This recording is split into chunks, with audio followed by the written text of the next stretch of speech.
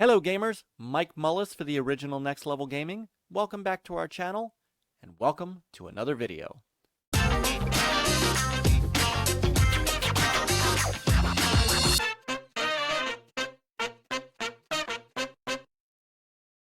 If you enjoy this video, please consider clicking that like button. Even better, if this video speaks to you and you have something to say, leave a comment down below. We love those. And of course, check out all the other great content here on the original Next Level Gaming, and if you like what you see, consider subscribing and hitting that notification bell. When our next live stream or video drops, you'll be the first to see it. In 1981, a very young 29-year-old game designer at Nintendo, Shigeru Miyamoto, was tasked to convert unsold units of the company's failed arcade game Radarscope into something else. Nintendo was at the time pursuing a license to make a Popeye game, but when that fell through, Miyamoto decided to come up with a new set of characters centered around what he described as a stubborn ape, which he translated into the name Donkey Kong. Borrowing tropes from King Kong, Beauty and the Beast, and the love triangle of Popeye, Bluto, and Olive Oyl, Donkey Kong featured a giant ape that kidnaps your girlfriend Pauline, who incidentally is named after the wife of Nintendo's Redmond warehouse manager Don James, and you, Jumpman, who we all know would later become Nintendo's official mascot, Mario. The entire premise of Donkey Kong is built on Jumpman traversing 4 stages of a construction site, climbing higher and higher, jumping over barrels, dodging animated fireballs and other obstacles, and not falling to your death. Reach the top of the girders, Donkey Kong grabs Pauline and heads up to the next level. At the end of the 4th stage, if you beat it, Donkey Kong falls from the girders and Pauline is rescued, and then you do it all over again. Because like most arcade games, this was all about high score. How high can you try? Of course, Miyamoto had no idea his game would spawn not just the inevitable arcade sequels, but serve as the birth of Nintendo's flagship franchises, and of course, one of the most recognizable mascots of all time in Mario. Donkey Kong would continue on to spawn arcade sequels, as well as many other different games and genres across Nintendo's console lines. Movies have been made and records have been broken. Mario and Donkey Kong are as prolific and popular as any set of franchises in video game history, and to this day continue to represent Nintendo in game after game. Also, like all arcade games, Donkey Kong was destined to get ported to home consoles and computers. And while arcades continue to be relics of the past, thanks to today's consoles being powerful enough to give you any experience you want, and social online play so that you don't have to be next to another human to compete against them, the systems of the 80s were not as strong as arcade machines. So developers tried to get as close as they could to that arcade experience with the hardware that was available. Today, we're going to look at some of those consoles and computers and see which ones shine and still hold up today. Interestingly enough, Nintendo started out only really developing one port of the game and one handheld Game & Watch, opting instead to license Donkey Kong out to a number of publishers until they came to market with the NES in 1986. So, let's start with the very first port of the game in 1982, to an unexpected market challenger. There is a wild story as to how game publisher and toy manufacturer Coleco ended up with the rights to publish Donkey Kong. But I'll leave a story like that for my good friend and fellow Gamers United guild member, the Geekstorian. You can check his channel out in our description below. The bottom line is that Coleco wanted Donkey Kong as its pack-in title for its new and upcoming ColecoVision console they were releasing in 1982. And they got it. And what a port it was. Coleco built and marketed the ColecoVision as a true home arcade experience, and it was hard to argue that with this port. It looks and mostly sounds like the arcade version. Being it was the only port of the game at the time, this blew gamers' minds, including my own as a ColecoVision owner, at how good it was. And it helped Coleco sell 500,000 units out of the gate and upend then market giant Atari, outselling its 5200. and with me being one of them. Now, as good as it is, because you could only put so much on a cartridge, Coleco had to make some concessions to make the game fit. There are no cutscenes of Donkey Kong with Pauline, level transitions, or Donkey Kong's end animation falling on his head. The second cement factory stage from the arcade is completely missing. And here in this stage, the bouncing springs are replaced with just another fireball. To fit home gamers' 4x3 televisions that aren't on their sides, like in the arcade cabinets, Coleco shortened the first level from 6 girders to 5, which put Donkey Kong on the right-hand side of the screen instead of the left. With all that said, Coleco still pulled off a nearly arcade-perfect port of the game, and one I played for a very long time. Before we start looking at other ports, let's talk about Nintendo themselves. Even with licensing the game to Coleco, they did their own port of Donkey Kong over to their Famicom console in 1983, which was their Japanese console. Later in 1986, they would port this to the NES after that hit the US, and then later in 2004, brought it to the Game Boy Advance. Famicom's designer, Masayuki Imura, built the system largely to faithfully play Nintendo's arcade titles as close as possible. Visually and audibly, they succeeded. Donkey Kong on the Famicom is near perfect in replicating the look of the characters and the levels. However, like the ColecoVision port from Coleco, cartridge size limitations also meant cutbacks Nintendo would have to make. And so from a feature standpoint, this mirrors the ColecoVision version. It's missing the cement factory level, and pretty much all the animations and cutscenes, except the end where Donkey Kong falls on his head. One interesting change, though, from the ColecoVision port, however, is that despite the first level being as wide for 4x3 televisions, all the girders are there, and Donkey Kong is on the correct side of the screen. Same with the last level, the correct number of girders are there. And in the NES, the version plays the levels in the correct order, where the Coleco version does not. Design choices to be sure, but it makes me wonder why Coleco went the way they did. I would also say it's lucky the Famicom didn't land in the US until 1986. Or Coleco's story and the ColecoVision might be vastly different, because this version of Donkey Kong is almost as good as it gets.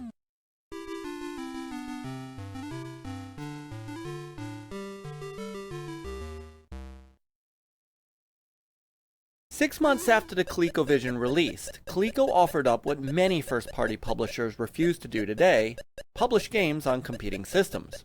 Ironically, this includes modern-day Nintendo. Coleco published Donkey Kong for the Atari 2600, getting developer Gary Kitchen, who had already developed the highly successful game Space Jockey, to work on the port.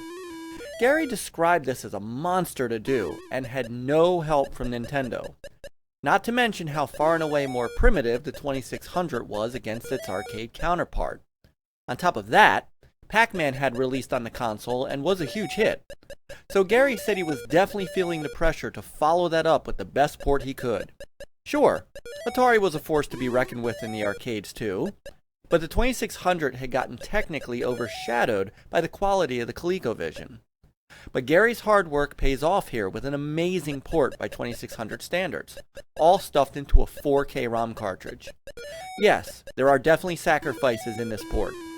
Like the ColecoVision, there are no extra animations or cutscenes. The Atari 2600 port only has 2 levels, the first and the fourth, but each are really well done. Jumpman looks excellent, as does Pauline.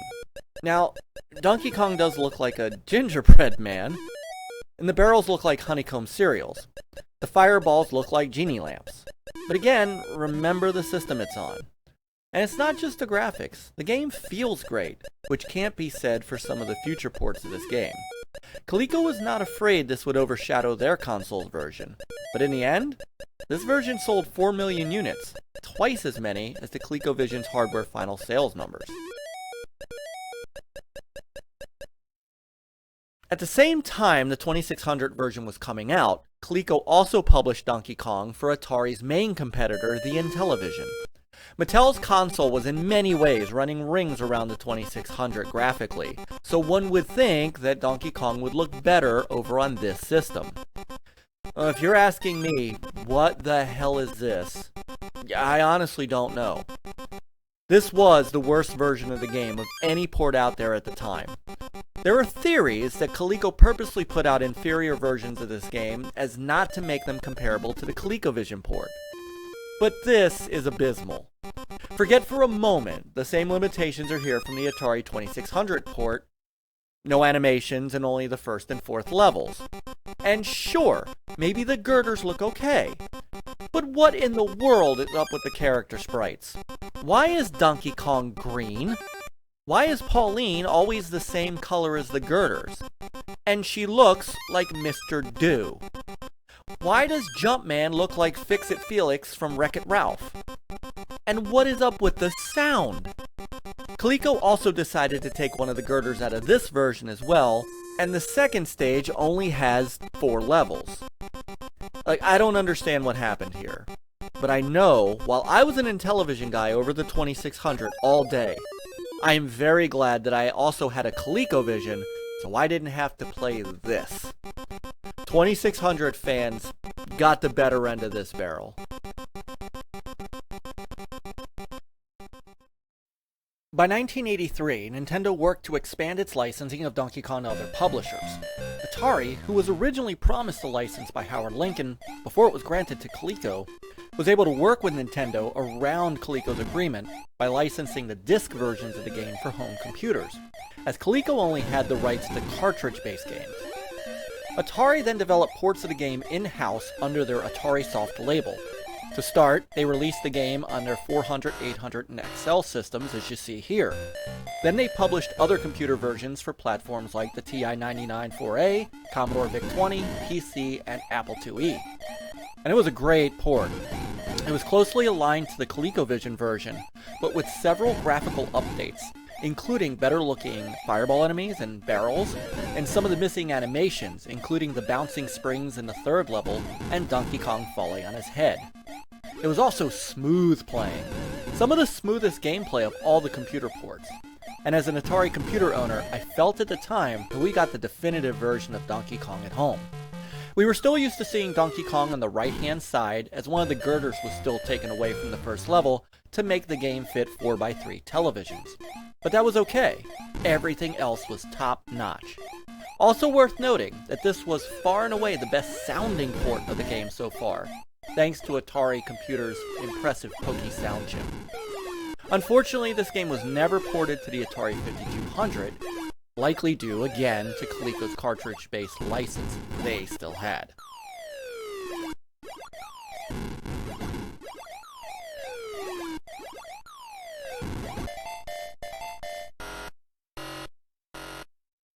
What if I told you there were 2 different versions of Donkey Kong for the Commodore 64? So in addition to the VIC-20, Atari also published the game to the Commodore 64 under its Atari Soft label in 1983. 3 years later, in 1986, Ocean Software, also known for doing arcade-to-home computer ports, released a new version of Donkey Kong here, as well as on a few other computer platforms. Here we can see directly the difference between these 2 ports. The Atari Soft version on the left is essentially the same game as their Atari computer version, with the same 3 levels. But there are some changes that make it a little different. They fixed the first level, and Donkey Kong is now on the correct side of the screen with the right amount of girders. And the intro cutscene is there. Some of the animations are there that weren't in the Atari computer port, but the transition screens aren't. It is a strange mix. And it worked at the time because, again, there was no other way to play Donkey Kong on the Commodore 64 until Ocean's port came along. Now, the main visual differences in the 2 are the screen size, with the Atari Soft version being wider, while the Ocean version is slimmer and taller, more accurate to the arcade. But outside of that, each port compares pretty well. The sound on the Ocean version was also a bit better, though the Atari Soft version doesn't necessarily sound bad. But what Ocean did, which Atari and Coleco did not, is bring the complete arcade presentation home, complete with all the cutscenes, all the animation, and even the missing second level, the Cement Factory stage. It's a subject of debate of whether or not that it's better than the Atari Soft version, but no doubt, if you wanted the complete Donkey Kong game, the Ocean version was the one to play. and for a long time became the definitive Donkey Kong game to play across any platform.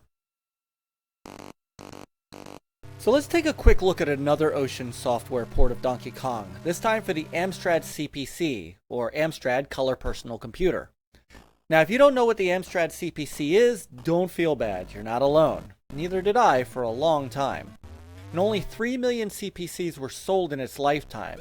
It simply didn't have the name recognition that Atari, Commodore, and Sinclair's ZX Spectrum had.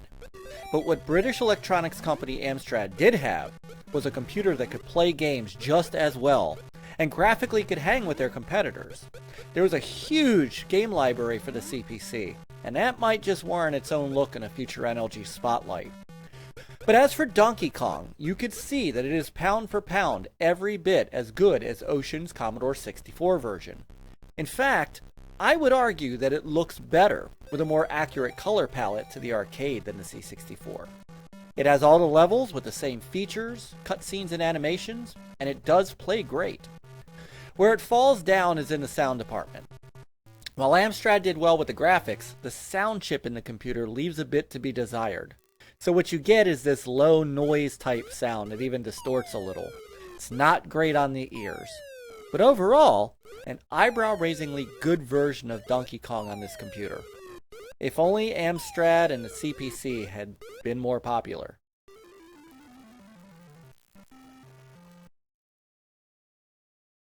Now let's look at a couple of ports that weren't quite up to the quality of the games we've seen so far. The ZX Spectrum, or ZX Spectrum from Timex Sinclair, is quite an odd duck. The ZX Spectrum competed with the Commodore 64, Atari, and Amstrad computers, and it was the best-selling computer in the UK. But honestly, it was never meant to be a gaming platform, being very limited graphically due to lacking a dedicated graphics processor. And yet, because of its popularity, it has a huge game catalog, with people even making games for it today. It's another NLG spotlight, I'm thinking. In 1986, Ocean also published a version of Donkey Kong for it, and well, see for yourself. It's different. In true Ocean form, they brought the complete game to the Spectrum, complete with animations and all the levels. Well, I'm assuming all the levels because I literally couldn't get past the second one. This game is hard. It took me nearly 2 hours to get past level 1. Jumpman takes forever to climb a ladder, and Donkey Kong throws down barrels at such a fast clip, it's near impossible to fully make it through the first level unscathed. After a 3-hour marathon of dying, I finally gave up, and level 2 is as far as I got. This is like Donkey Kong Souls. The ZX Spectrum not being a graphical powerhouse, you can see that in the color palette. And what's up with Donkey Kong? He looks like a Yeti. Pauline is tiny, and Jumpman is in black and white. In fact, the colors are set in lines that sometimes bleed over each other as sprites pass through them. You see the barrels and other obstacles turn red, white, yellow, purple as they pass through things. If you only had a ZX Spectrum, this was great. But obviously, compared to the rest of the ports out there, maybe the bottom of the barrel. Or was it? Remember when I said earlier there was a theory that Coleco may have purposely gimped the Intellivision version of Donkey Kong as to not compete with their ColecoVision? Well, behold, my friends. I give you the 1983 Atari Soft MS-DOS and Apple IIe ports of the game.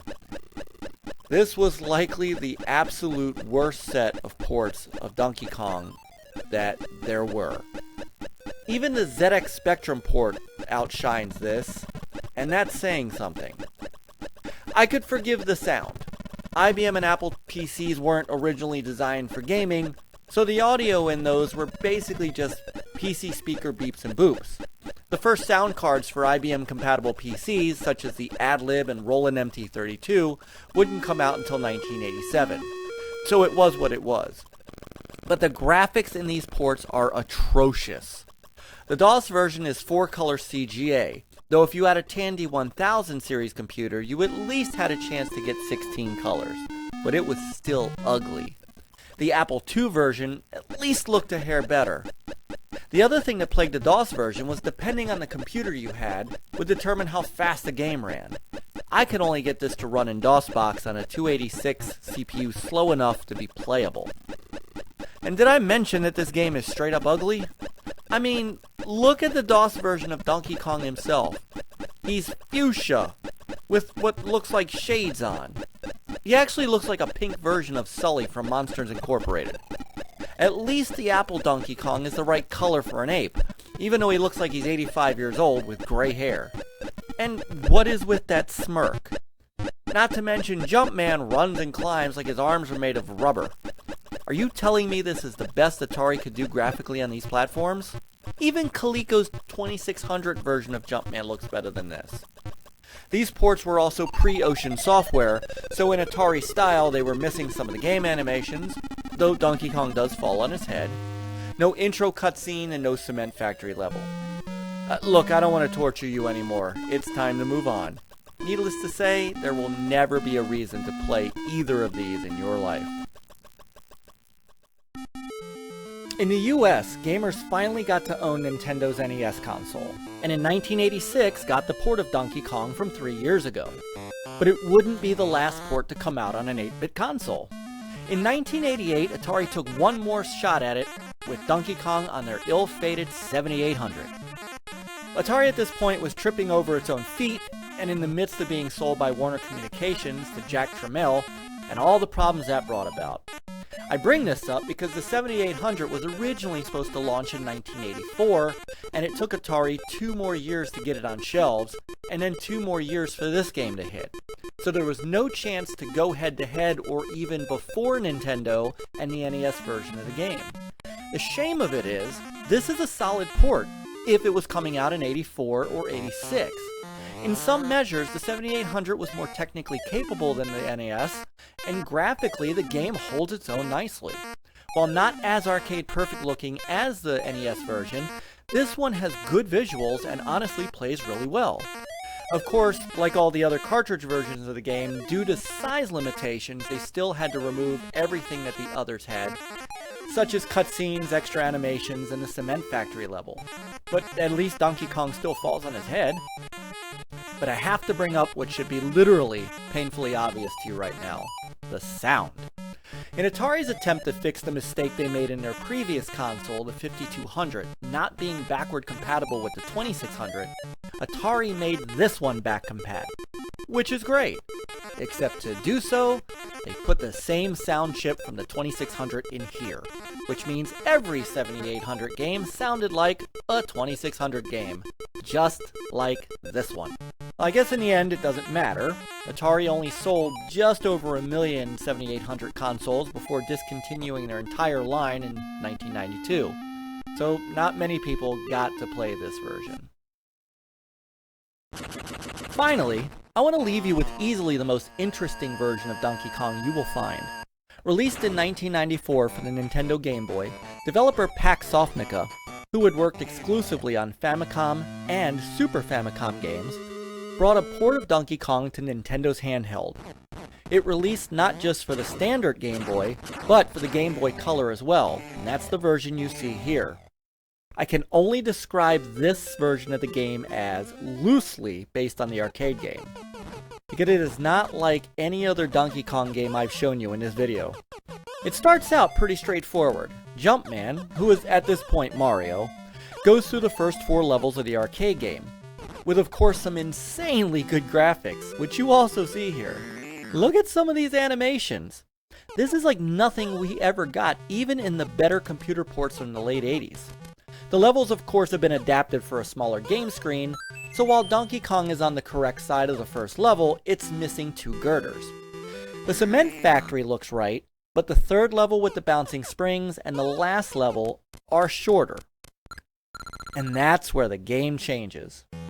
All of a sudden, where you think Donkey Kong is down for the count and you're about to start over with level 1 again, he grabs Pauline and exits stage right. Stunned, you give chase and head into a completely new game where you're playing a platformer with 97 more stages across 9 worlds. You have to pick up a key during each level to get through the door to move on. There's boss fights, mini games, and a whole lot more. It's a wild game, and I'm going to be playing through this even more. This is one I highly recommend you give a whirl to. If you don't have a Game Boy, get one. You know, I want to truly thank you for going down memory lane with me on this iconic game. The history of Donkey Kong's different ports is so interesting when you think about how little Nintendo was involved outside of licensing. And it's made me want to take a closer look at platforms that I never paid attention to until now. I've also seen some incredible homebrew ports on consoles like the Intellivision that completely fix how it looks and sounds, as well as a homebrew port of the game on the Commodore Amiga that never originally existed. I would have included some of these here, but then, well, my video would have been an hour. I encourage you to go and check them out though, and perhaps a follow-up NLG Spotlight is in order. But I hope that you've enjoyed this video as much as I enjoyed making it, and it means a lot that you took the time to check it out. And if you did enjoy it, one more time, do me a favor and click that like button. It really does help a small channel like ours. And if you're a Friends of NLG channel member, you're seeing this before anyone else, and I just want you to know how much we appreciate you. So, until next time, pick up a controller, get some gaming in, and play on, gamers.